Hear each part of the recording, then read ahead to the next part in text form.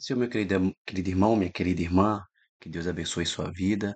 Nós vamos começar mais uma videoaula aqui das nossas lições bíblicas. E nós estamos tratando da defesa da fé, da apologética, né? Combatendo as antigas heresias que se apresentam com nova aparência. É o primeiro trimestre de 2025 e nós estamos na terceira lição, ou no terceiro domingo aí para quem aplica as lições no domingo, tá? Eu não vou entrar na dinâmica de cada igreja, porque acredito eu que cada uma igreja tem a sua própria dinâmica e por assim próprio. Bom, irmãos, antes de começarmos aqui, eu gostaria de pedir seu like, seu joinha, né? Aí, deixa seu joinha, comenta, compartilha, participa, né? E nós temos no link da descrição a forma de você resgatar esse slide e também um pouco do material desta aula. Se você se interessar, a gente envia para você, é só você entrar no grupo que a gente manda o slide para você apresentar na sua igreja, no data show aí da sua comunidade cristã e assim por diante, do seu curso teológico e do jeito que você preferir, tá bom? Então, no dia de hoje, nós vamos falar sobre a encarnação do Verbo. Vamos tratar aí da encarnação de Cristo, que o Verbo que se fez carne, tá bom? O texto áureo está em João capítulo 1, versículo 14, e diz: E o Verbo se fez carne e habitou entre nós, e vimos a sua glória, como a glória do unigênito do Pai, cheio de graça e de verdade. A verdade prática diz: a vinda do Filho de Deus em forma humana é um fato presenciado por muitas testemunhas, por isso a negação da sua historicidade não se sustenta. A leitura bíblica em classe está em João, 1 João capítulo 1, versículo 1 ao 3, que nos diz assim, ó: o que era desde o princípio, tá? O que era desde o princípio é o que vimos com os nossos olhos, o que temos contemplado e as nossas mãos tocaram da palavra da vida, porque a vida foi manifestada e nós a vimos e testificamos dela. E vos anunciamos a vida eterna, e estava com o Pai e nos foi manifestada. Aí tem aqui, vamos lá, foi manifestada. O que vimos e ouvimos, e isso vos anunciamos, para que também tenhais comunhão conosco. E a nossa comunhão é com o Pai e com seu Filho Jesus Cristo. Vamos para o outro texto, 1 João 4, versículo do 1 ao 3. Diz assim: Amados, não creais em todo o espírito, mas provai se os espíritos são de Deus, porque já muitos falsos profetas se têm levantado no mundo. Nisso conhecereis o Espírito de Deus. Todo espírito que confessa que Jesus Cristo veio em carne é de Deus, e todo espírito que não confessa que Jesus Cristo veio em carne não é de Deus. Mas este é o espírito do anticristo, do qual já ouvistes que há de vir, e eis que está já no mundo. Lógico, o espírito do iníquo, o espírito aí do anticristo já opera no nosso mundo aqui, né? Desde a queda do homem. Aí vem 2 João, ainda, né, dentro dos escritos joaninos, 2 João, segunda epístola de João, capítulo 1, versículo 7, que diz assim: Porque já muitos enganadores entram no mundo, os quais não confessam que Jesus Cristo veio em carne. Este tal é o enganador e o anticristo. Glória a Deus. Na introdução, aqui é uma visão panorâmica dos tópicos que vamos analisar. Primeiro, a doutrina bíblica sobre a humanidade de Jesus. O outro tópico, as heresias que negam a humanidade de Jesus. O outro, como essas heresias se revelam no nossos dias de hoje. O outro tópico aí é a apologética dos apóstolos sobre a humanidade de Jesus e a postura do cristão diante dessas heresias. Tá bom? Então vamos partir aqui para o primeiro tópico. Está bem explicativo e bem legal, né? Bom, heresias que negam a corporeidade de Jesus. O que é isso? São as heresias, os falsos ensinamentos da época dos apóstolos que negavam que Jesus Cristo teve um corpo físico, que Jesus Cristo veio de fato, encarnou em um corpo físico e habitou entre nós. A negação da humanidade de Jesus. Então, O que significa? O que significa então a humanidade de Jesus? Significa que Jesus Cristo assumiu a natureza humana com todas as suas limitações, mas sem abrir mão de sua deidade, ou seja, da sua divindade. Acontece com Jesus uma união hipostática, ou seja, uma união de sua natureza divina com sua natureza humana em uma única pessoa. Então vamos lá ali, ó. A natureza divina é pelo ver ali, né? A natureza divina e nós podemos também presenciar a natureza humana representada pelo H, o D de divino, o H de humano. Então, é a união dessas duas naturezas em Cristo, né, formando ali um corpo só, né? Então, Cristo possui essas duas naturezas, a natureza divino-humana, tá? Divino-humana, tá? Então, essa é a união hipostática, que explica como Jesus pôde ser Deus e homem ao mesmo tempo. Então, essa união hipostática, que é a união entre as duas naturezas, permitindo que Cristo fosse Deus e homem. Oh, glória, maravilha. Só o Espírito Santo para fazer isso. A principal heresia sobre a humanidade de Jesus era a doutrina do docetismo, que negava que Jesus Cristo possuísse um corpo físico verdadeiro. Segundo essa visão, a humanidade de Jesus não era real, mas apenas uma ilusão ou uma aparência, algo semelhante a um fantasma ou uma imagem holográfica. Então, esta heresia refutava a ideia da encarnação, ou seja, que o Filho de Deus assumiu plena humanidade para cumprir a obra redentora. Então, essa heresia combatia, dizia que Cristo não tinha um corpo físico. Era uma espécie de fantasma, de holograma, né? Qualquer tipo de imagem, mas que não possuía um corpo igual o nosso. Corpo aí físico, palpável. Essa heresia do docetismo falava isso, tá? Pregava isso e muitas das vezes conseguiam incutir na mente, na cabeça das pessoas antigas ali, né, da época da igreja primitiva, essa ideia errada. Vamos lá, ensino correlacionado dos adeptos do docetismo. Então aqui, ó. Primeiro ponto, que o corpo físico humano era inerente, mau e incompatível com a natureza divina de Jesus. Por isso, ele apenas parecia humano.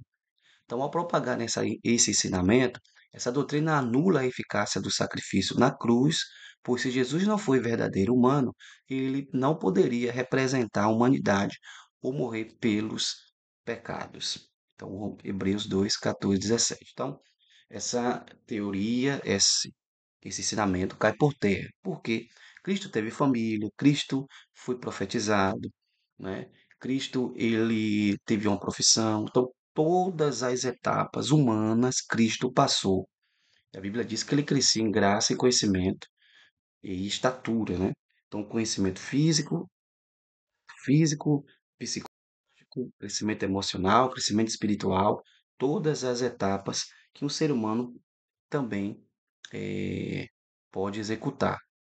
Só lembrando que, no caso de Cristo, esse conhecimento diante de Deus e dos homens era um pleno conhecimento espiritual, que, à medida do seu desenvolvimento como ser humano, seu estágio de criança até seu estágio adulto, né, ele chegou ao ápice no seu estágio adulto, né?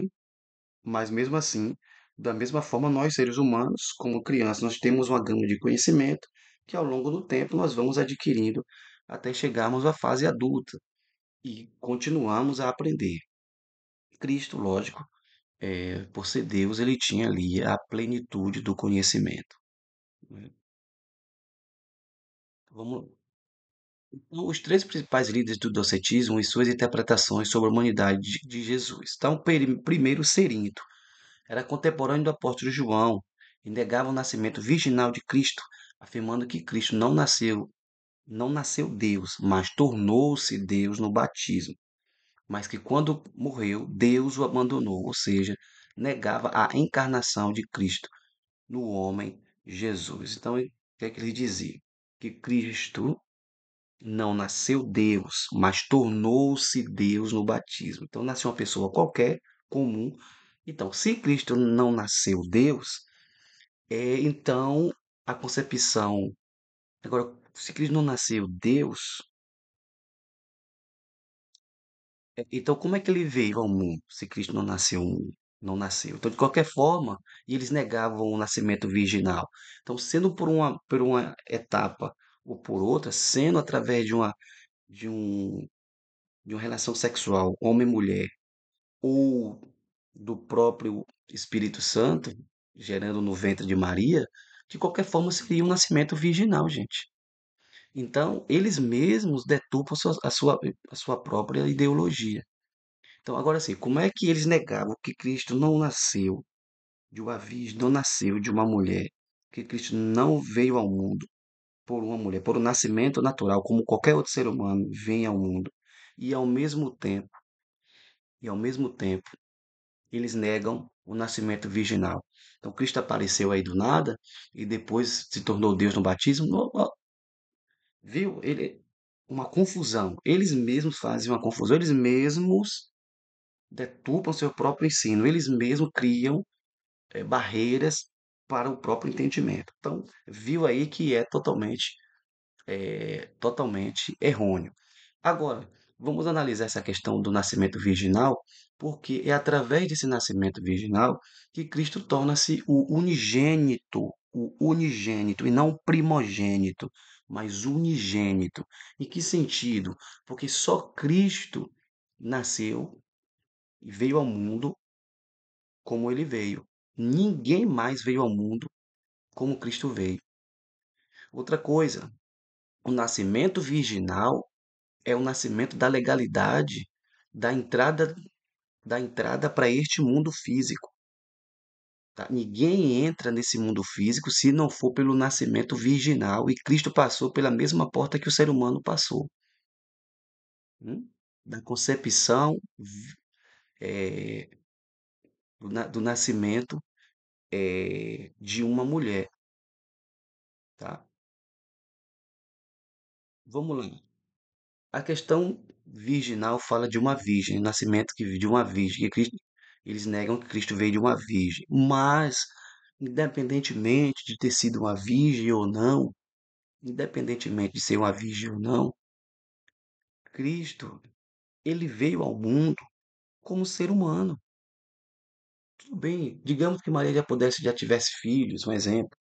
Tudo bem, mas Jesus veio. Não tem importância, ele veio de uma forma sobrenatural. E por isso que ele é unigênito do Pai. Unigênito de Deus, porque só ele nasceu da maneira que ele nasceu. Nasceu de forma miraculosa e entrou pela porta da legalidade do nascimento para este mundo. Então, todo ser humano, todo mundo que entrou que está aí vivo, tem que passar pelo nascimento, pela porta do nascimento, da concepção de uma mulher e de um homem. Todo ser humano, simples, normal. Porém, só Cristo nasceu e foi concebido pela ação do Espírito Santo, por isso que ele é unigênito do Pai. Quem não entra pela porta é ladrão e salteador. Fazer uma análise sobre essa palavra.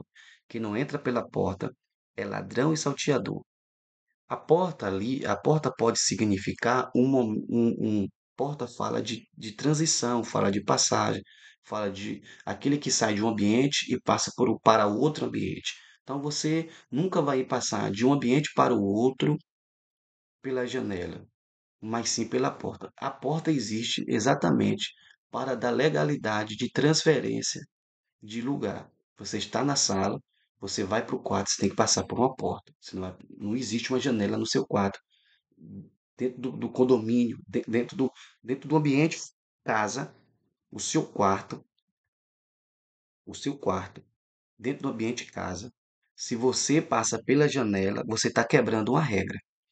Quem entra pela janela está quebrando a regra. Então, o diabo só entra nesse mundo se for pela janela. E que janela é essa? E quando ele entra pela janela, ele entra pela janela porque ele está quebrando um princípio de legalidade para vir para esse mundo físico. Por isso que ele usa as pessoas. Jesus foi o contrário, ele veio a este mundo pela porta da legalidade do nascimento. Agora, Cristo inaugurou um útero virgem para entrar no mundo, e para sair do mundo, ele inaugurou uma sepultura virgem. Pegou aí? A sepultura que Cristo entrou foi emprestado. A, o óvulo que fecundou foi um óvulo emprestado. Hum? Maria emprestou o seu óvulo para que fosse fecundado pelo Espírito Santo. José de Arimateia emprestou o seu túmulo novo, nunca havia usado, para que Cristo pudesse ser sepultado. Então, olha só, da mesma forma que Cristo entrou no mundo, ele saiu através da sua morte. Entenda, aqui vem uma outra via. Quando Cristo morre, Cristo está mostrando uma outra via de saída, de saída, tá? E por que ele volta? Ele volta porque ele tem a legalidade do retorno. Porque se uma vez que ele nasceu por Maria, ele recebe a legalidade através do útero de Maria, pelo Espírito Santo, ele tem a legalidade de transitar nesse mundo físico. Quando ele sai por uma porta da legalidade também, que é não a morte o venceu, mas ele venceu a morte. Não se entregou à morte, mas se entregou ao Pai. Então, o seu corpo físico, a matéria foi para o túmulo, foi para a sepultura, tá? Todos nós que morremos, a matéria vai para uma sepultura, mas o espírito volta para Deus. Tá? Olha aí, tudo se cumprindo aí, né? Então, a ensinamento de Cerinto é falso. Saturnino também, líder do gnosticismo sírio, ele alegava que Jesus não nasceu, não possuía forma humana, ou corpo físico, ué, e era apenas uma aparência divina. Vê que dá um nó nessas ideologias brabas, misteriosas desse povo. Eles se complicam na própria explicação deles. Eles não tinham um argumento base para isso. E outra, Cristo, depois que ressuscitou, ele apareceu para centeno para várias pessoas. Vamos lá, Marcião negava a plena humanidade de Jesus, pois para ele o corpo de Jesus era espiritual, ou uma substância etérea, ou seja, algo tão puro que não pode ser material ou físico. Jesus é um espírito, então, ó, viu que complicado essas interpretações da humanidade de Jesus? Eles tentam negar de qualquer forma. E quem nega que Cristo vem em corpo, o texto já diz lá. Quem nega que Cristo, que nega que Cristo veio, não em corpo físico, não dentro de encarnação, é um herege. Tá? Então, esses ensinos foram categoricamente refutados pelos apóstolos e líderes da igreja. É o que veremos no próximo tópico. Vamos lá. Segundo, a afirmação apostólica da corporeidade de Cristo, a humanidade de Jesus afirmada pelos apóstolos. Então, os evangelhos sinóticos e a humanidade de Jesus. O que são esses evangelhos sinóticos? São os evangelhos que se completam, são os evangelhos que trazem cada um uma visão ampliada sobre a vida e ministério de Jesus. Quais são eles? São Mateus, Marcos e Lucas. Tá? Os evangelhos sinóticos são assim chamados porque apresentam a história de Jesus de maneira parecidas, tendo mais ou menos a mesma estrutura e com várias histórias repetidas. Trata-se dos livros de Mateus, Marcos e Lucas que ressaltam em suas narrativas os aspectos humanos de Jesus. Agora, vamos detalhar um pouco. Mateus escreve para os judeus, Marcos escreve para os romanos e Lucas é uma mescla de judeus e gregos. Tá bom? Então vamos lá. O Evangelho de João e a humanidade de Jesus. Note que ali não aparece o Evangelho de João, porque o Evangelho de João ele não é sinótico. Por quê? A teologia joanina é uma teologia. João se preocupou em provar por A mais B que Cristo é o Verbo encarnado e o Evangelho de João é o mais teológico, mais profundo e os escritos joaninos são os mais profundos de todos eles.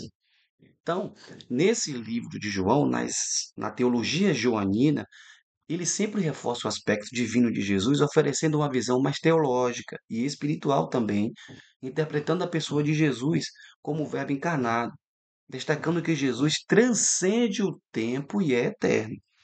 Então, aqui João aponta a divindade de Jesus, mas sem descartar sua humanidade. Então, uma outra, uma outra ênfase importante aqui. Então, a reafirmação apostólica sobre a humanidade de Jesus. Então, o apóstolo João reafirma que Jesus foi visto, contemplado e tocado, empregando uma linguagem profundamente enfática para demonstrar a plena humanidade de Cristo. 1 João 1:1, né?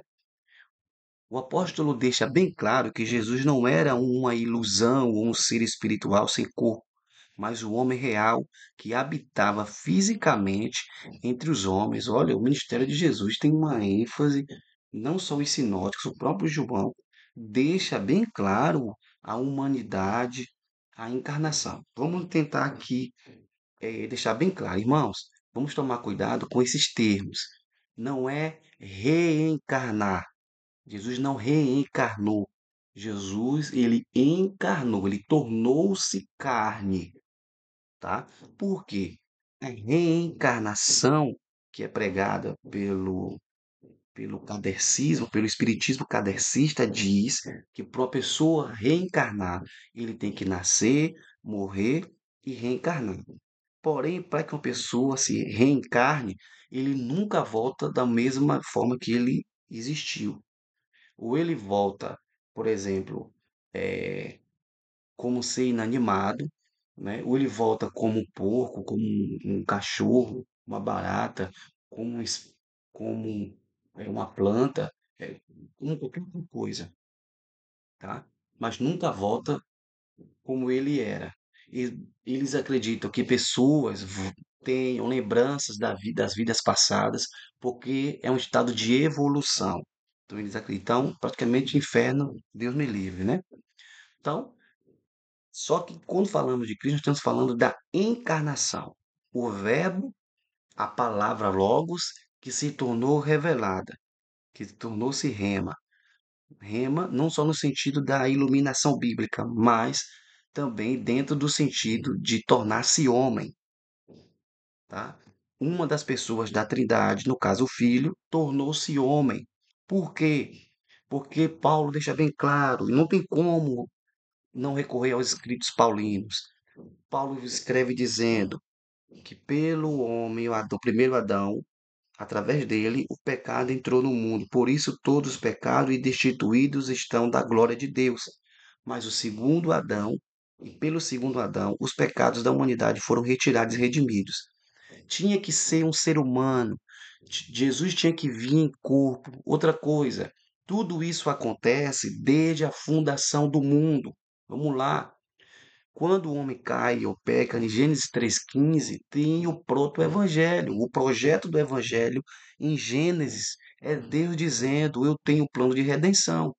Quando o homem cai, quando o homem peca, ele faz para si vértices com as plantas, com as folhas, porque ele se sentiu nu e viu que estava nu. A sua vergonha foi mostrada, tá?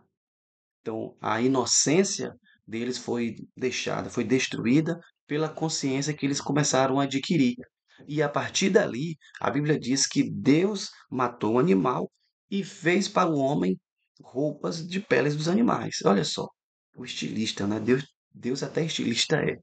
E aquele animal morto para fazer peles aponta também para o sacrifício do animal, né, de lá da lei, né? Aponta para o cordeiro da lei, aponta para o cordeiro, né, que tinha que ser imolado, que tinha que ser morto, para o cordeiro que tinha que morrer, e os pecados tinham que passar para aquele cordeiro, animal, e depois aquele cordeiro era morto ou imolado, né, ou degolado, e tinha todo o cerimonial do sangue, tinha todo o cerimonial da carne, do cordeiro, né, do aquele animal, da pele e tal. tinha todo um cerimonial e apontava para o Cordeiro de Deus que tira o pecado do mundo. Quando João viu Jesus, João lembrou.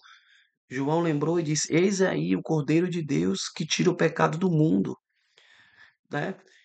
Vamos lá. Isaías profetizou e dizendo que Cristo viria de uma virgem, tá? De que Cristo viria de uma virgem. Os salmos, o salmista, nos seus variados salmos, apregoa dizendo que nenhum dos seus ossos do Messias seriam quebrados. E na cruz do Calvário, nenhum dos seus ossos foram quebrados. Quando Deus faz o primeiro Adão, Deus abre a sua costela e da costela faz a mulher. Quando Cristo morre no Calvário, veio um soldado e furou o seu lado com uma lança e saiu sangue e água. Ora, do lado de Cristo ferido na cruz saiu a igreja. A igreja foi fundada, a igreja foi iniciada, a igreja foi gerada na cruz através dos sofrimentos e das feridas de Jesus. Sangue e água apontam para as duas, para a atual dispensação, que é banhada pelo sangue da aliança e pela água da ação da graça do Espírito Santo que opera na igreja. Então, esta igreja que nasceu do Calvário é banhada, está sendo banhada pelo sangue e pela água que representa a ação do Espírito Santo e pelo sangue que representa a nova aliança. O pão, que representa o corpo, fala da comunhão. Só tem comunhão que faz parte do corpo. Para que eu faça parte do corpo, preciso ter comunhão. Ó quão bom e quão suave é que os irmãos vivam em união, não foi isso que o salmista disse? Que o sangue de Cristo aponta para a nova aliança. Pão, comunhão, sangue e aliança. Então, para aqueles que estão dentro do propósito da salvação de Cristo, precisa ter comunhão com Ele, com os irmãos, com os outros, e precisa ter uma aliança, estar aliançados com Cristo. Aqui está todo o panorama de que se Cristo é o seu Senhor e o seu Salvador. Para algumas pessoas, Cristo só é Senhor, mas não é Salvador. Para outras, Cristo é Salvador, mas não é Senhor. Hum? Então, tem todas as provas físicas de que Jesus tornou-se carne e habitou entre nós. Paulo, falando aos Filipenses, no capítulo 2, ele diz que Cristo, sendo Deus, não teve por usurpação em ser igual a Deus, mas antes se humilhou, né? Descendo do céu, se humilhou e se humilhou em morte de cruz. As três humilhações de Cristo. A primeira humilhação foi quando ele deixou a sua glória para vir para a terra, habitar entre nós. Segundo, quando ele deixa a sua glória e torna-se homem, um Deus tornando-se homem, é um tipo de humilhação. E terceira humilhação, quando ele, e também tornando-se homem, ele passa pela humilhação, pelo escárnio dos fariseus, dos saduceus, da população daquela época. Todos nós sabemos e conhecemos o sofrimento de Jesus, né? O sofrimento vicário, o sofrimento da Via Crucis, o sofrimento do julgamento, o sofrimento do Getsêmane, o sofrimento de todas as etapas até a crucificação e morte. Tudo isso é uma espécie de humilhação. Foi cuspido, esbofeteado, tá? Foi açoitado. Tudo isso fala do sofrimento. Então quer dizer que os soldados açoitaram um fantasma, açoitaram um holograma. Então quer dizer que açoitaram um espírito. Gente, o Cristo histórico, ele prova de que Cristo teve corpo e que Cristo, ele tornou-se carne, encarnou ou tornou-se carne e habitou entre nós, se tornando um como nós, porém, com uma ressalva, sem pecados. Porque ele não poderia ter pecados, porque para redimir a humanidade, ele tinha que ser o Cordeiro perfeito. E olha, ele passou 3 dias sendo analisado. Teve análise dos principais sacerdotes, Anás e Caifás analisou Jesus, não achou pecado, pelo contrário, trouxe testemunhas falsas. Ele foi aprovado nesse critério. Ele passou pelo crivo de Herodes, que não achou nele acusação, e passou pelo crivo de Pilatos. Fizeram de Jesus com uma bolinha de ping-pong, mandou para Herodes, Herodes mandou para Pilatos. Não, Pilatos manda para Herodes. Herodes depois devolve para Pilatos. E ficou aí nessa jogada, tá? E aí nisso aí já deu 3 dias.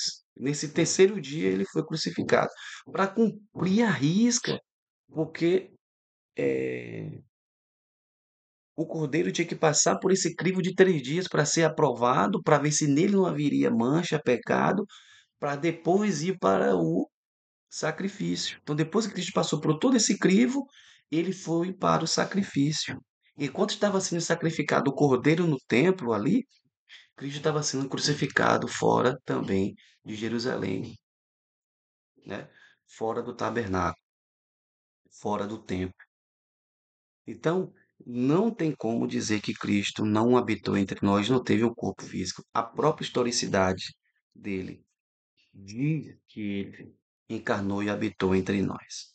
Fisicamente, tá, gente? Fisicamente.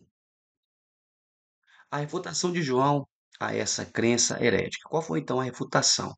Essa refutação de João não é apenas uma defesa teórica. Ela aponta às implicações devastadoras dessa crença herética, pois se Jesus não veio em carne como homem, significa que Jesus não morreu de fato, sendo assim a obra redentora na cruz perderia todo o significado, pois a morte de um ser sem corpo físico não teria valor substitutivo. Segundo, ele não ressuscitou fisicamente. Lógico, se não teve um corpo, como é que ele ressuscitou? Sendo assim, a ressurreição seria mito e sem ela a fé cristã seria inútil e sem propósito. Em 1 Coríntios 15, Paulo faz uma defesa esplêndida. Irmão, leia a Bíblia, irmão, pelo amor de Deus. Leia capítulo 15 de 1 Coríntios. Irmão, ali é uma refutação poderosa de Paulo. Paulo destrincha o arrebatamento, destrincha a ressurreição, destrincha tudo. Ele deixa esmiuçado para que ninguém haja dúvida. Ele faz uma defesa sobre a ressurreição esplêndida, poderosa, tá? Escandalosa. Então terceiro, não haveria esperança de salvação se Cristo de fato não morreu, se Cristo de fato não tivesse corpo físico. Então, sendo assim, a obra expiatória e a vitória sobre o pecado e a morte seriam ilusórias, privando os crentes de qualquer garantia de vida eterna. Então, por isso, João declara com veemência que negar a encarnação de Cristo é adotar o espírito do anticristo, mas também ataca o fundamento da fé cristã. Então, não só era adotar o espírito de Cristo, mas também como um ataque, tá? Destruidor contra o fundamento da fé cristã. E a nossa fé está fundada nisso, que Cristo veio, tá? Cristo veio, cumpriu seu ministério através de uma virgem, com a concepção virginal, através de uma virgem. Ele passa pela porta da legalidade do nascimento para entrar nesse mundo. Por isso que o diabo usa seus cavalos, porque ele entra pela janela, tá? Porém, Cristo entra pela porta. Eu e você, para estarmos neste mundo, passamos pela porta da legalidade do nascimento, da concepção, talvez não virginal, mas a concepção do óvulo masculino e do óvulo feminino fecundando-se, masculino fecundando o masculino fecundando o feminino e gerando o óvulo e gerando ali, né, uma vida que foi eu e você, e através disso nós entramos por a porta da legalidade do nascimento. Cristo passou pela porta da legalidade do nascimento. Nós só sairemos daqui, se Cristo não arrebatar, só sairemos daqui pela mesma porta que Cristo saiu, que foi o quê? Pela porta da morte. Que eu digo que Jesus não morreu, Jesus entregou seu espírito, pronto, né? E uma vez que passamos por essa legalidade do nascimento e passamos pela saída deste mundo, pela morte, nós seres humanos pecaminosos, tá? Pecaminosos, só sairemos desta vida também por uma outra porta. São duas portas, a de entrada e a de saída. A de entrada é a concepção maternal, homem e mulher, e a saída é a morte. Pronto. A saída é a morte. O nosso corpo físico vai por um túmulo, para uma sepultura, e o nosso espírito vai para Deus. Ok. Porém, no arrebatamento, vai acontecer o que aconteceu com Cristo. Cristo vai dar ordem, o espírito que está o nosso espírito que estará no paraíso, nossa alma e o espírito que estará no paraíso, descerá e retomará o nosso corpo. Os que morreram em Cristo ressuscitarão primeiro e depois os que ficarmos vivos seremos transformados. Aí existe uma outra porta. Vamos lá. Quando os que morreram em Cristo ressuscitar, eles não vão ressuscitar com esse corpo físico, sabe, sujeito ao pecado, mas serão transformados a exemplo de Cristo. Por isso que ele é a primícia dos que dormem. Agora, como é que vem essa teoria do diabo, do Satanás, e diz que Cristo não teve um corpo físico? Então, toda essa nossa pregação seria vã, mas graças a Deus, e levantou os apóstolos e levantou os pais da igreja com muita veemência, confrontando e destronando estas teorias aí. E ainda hoje existem tais alegações, existem muitas heresias por aí que também refutam essa base da fé cristã. Por isso que precisamos tomar cuidado. Então, só sairemos daqui pela morte ou pelo arrebatamento. Mas, de qualquer forma, o nosso corpo tem que ser transformado a exemplo do corpo de Cristo. Por isso que ele é a primícia dos que dormem. Tá bom?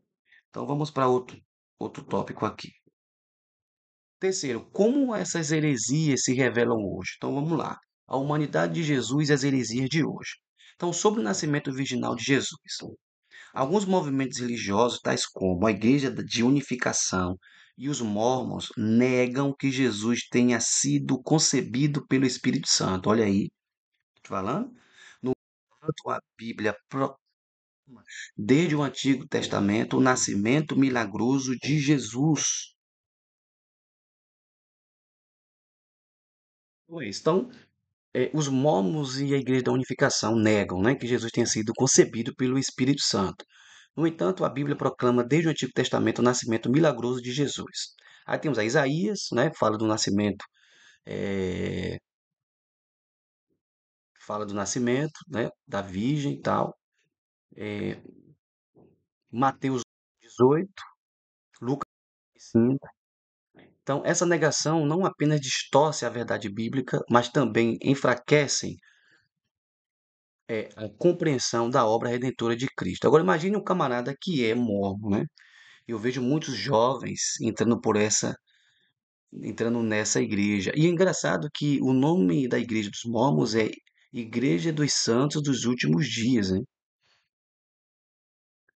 Agora imagine, uma roupagem cristã, porém, né, um sepulcro caiado de fato, com uma roupagem bela, com até nome de quem é, mas negando a eficácia da palavra e negando as doutrinas basilares do evangelho.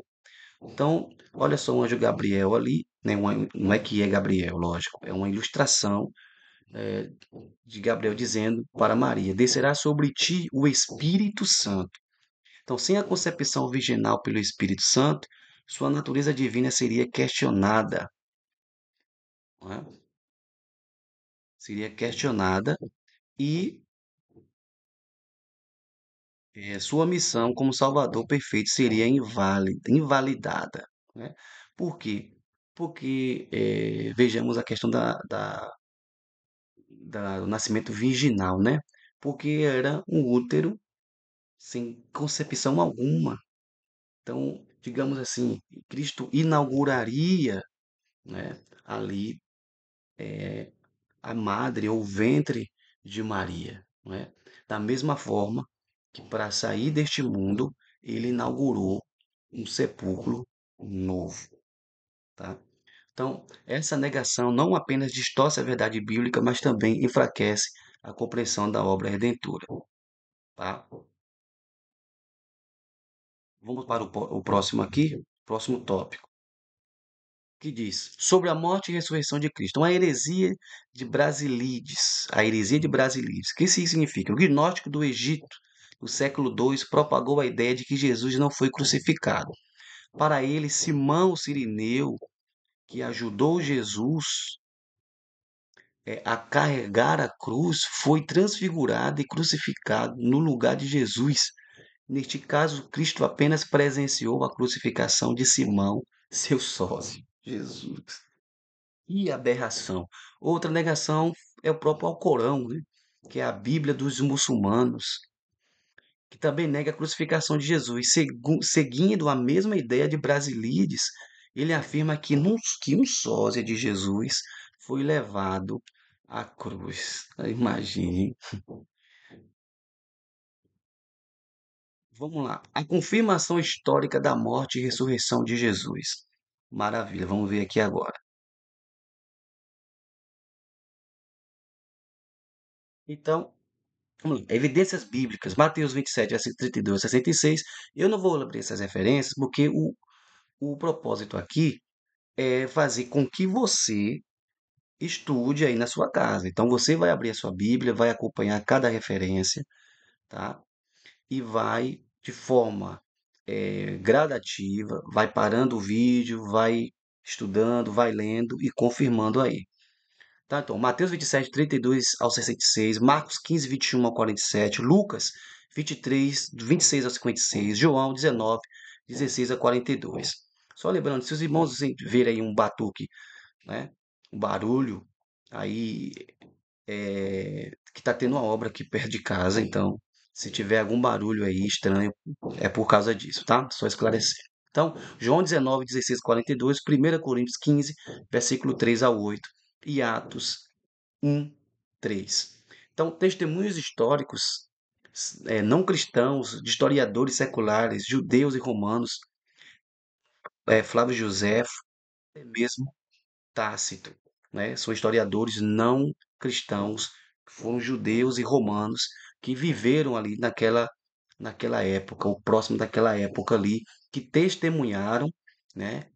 E que ouviram testemunhas oculares de que, de fato, Cristo ele é histórico, tá? E se ele é histórico, lógico, ele possuiu aí um corpo físico, né? Então, toda a historicidade de Cristo é comprovada biblicamente e historicamente, tá? Então, ali, ó, temos a imagem, né? O Espírito Santo, né, operando em Cristo, então, provando definitivamente a existência do Jesus histórico, né? Fim da discussão entre ateus e cristãos.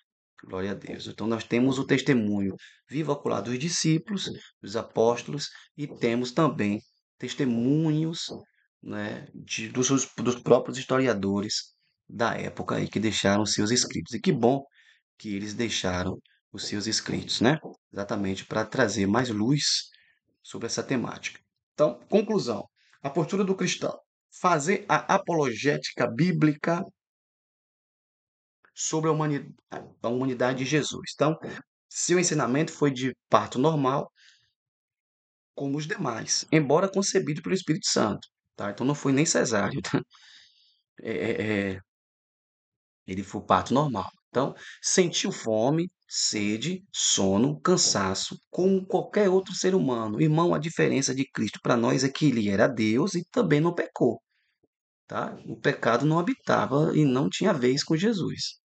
Tá? Mas ele, dentro dessa concepção física, humana, ele era semelhante a nós. Tá ok? Então tem os textos aí para você confirmar e conferir. Então, outro, sofreu, chorou, né? E angustiou-se.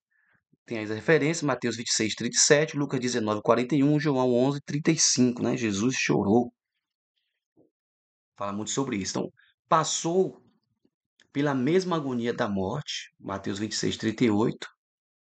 Sua humanidade era completa, possuía corpo, alma e espírito. Mateus 27, 50, Marcos 14, 34. Amém? Então, irmãos, chegamos ao final de mais um vídeo aqui, mas eu gostaria de deixar crédito desse slide.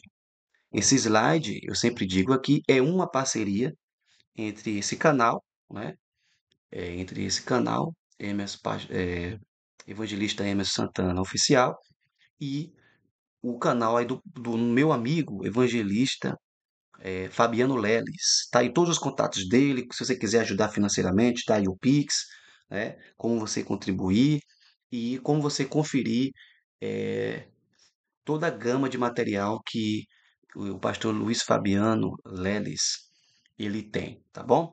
Que Deus possa abençoar a sua vida, que Deus possa enriquecer você poderosamente, sabendo que a vitória ela vem da parte de Deus e Deus garante a nossa vitória, tá? Então não deixe de ir lá nas redes sociais do irmão, do pastor, né, Luiz Fabiano. Que Deus abençoe sua vida, fique com Deus, até a próxima. Espero ter trazido um enriquecimento teológico e espiritual para a sua vida. Que Deus abençoe rica e poderosamente, desde agora e para sempre. Fique atento que vamos soltar aí a quarta lição desse trimestre, que falará sobre a Trindade. É um assunto muito bom, importante, polêmico, e vale a pena você conferir. Deus abençoe.